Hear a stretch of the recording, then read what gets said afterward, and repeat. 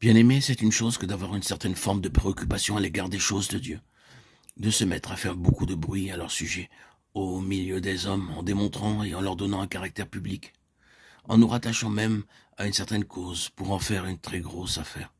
Oui, cela c'est une chose. Nous pouvons évoquer et prouver que bien des choses manquent précisément à ce qui est essentiel et nécessaire aux yeux du Seigneur. Quant à son œuvre, c'est une chose que d'entrer dans une situation par l'extérieur, de nous joindre à elle, de nous en charger et d'en faire même l'œuvre de notre vie. Mais c'est une toute autre chose lorsque le Seigneur met dans nos cœurs, dans le secret de nos cœurs, un fardeau presque insoutenable, intolérable, qui est le fardeau de son propre cœur. Et d'avoir apporté ce fardeau secrètement dans nos cœurs en la présence de Dieu, dans une prière profonde, appliquée et diligente. Oui, en vérité, c'est une chose toute différente que d'entrer dans les intérêts du Seigneur de cette manière. Beaucoup peuvent s'intéresser à une cause, se mettre à un travail qui nécessite leur intervention.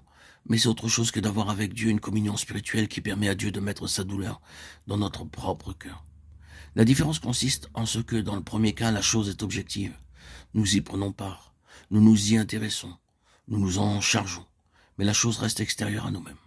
Elle retient notre intérêt, elle utilise notre énergie, nos ressources, mais elle reste objective pour nous. C'est un travail, un mouvement, un témoignage.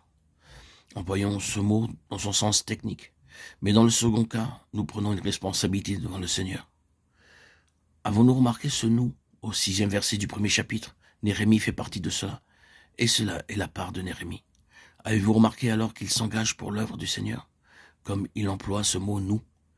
Il est en dehors de toutes ces choses, en ce sens qu'il n'en a pas accepté les conditions. Il n'est pas responsable de cet état de choses. Il répudie certainement la chose tout entière, et il ne donne pas un seul instant son approbation. Et cependant, il se trouve dans cette chose comme s'il en était responsable, comme si Dieu l'en avait cherché et avait déposé la chose devant sa porte. Cela est si près de son propre cœur qu'il ressent ici la situation qui est là-bas. Il est fondu en elle. Elle est son propre fardeau, et il emporte la responsabilité sur ses propres épaules. Il la porte devant Dieu dans la prière, et dans sa prière, il ne substitue à cette situation.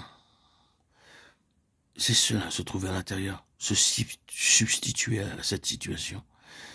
S'il avait été lui-même personnellement responsable de la destruction de Jérusalem, de la ruine des murailles et des terribles conditions morales du peuple de Dieu qui s'y trouvait, s'il avait été l'une des causes de tout cela, il n'aurait pu prendre cette chose plus à cœur. Néhémie est comme un homme convaincu de sa responsabilité à l'égard de tout ce qui se passe.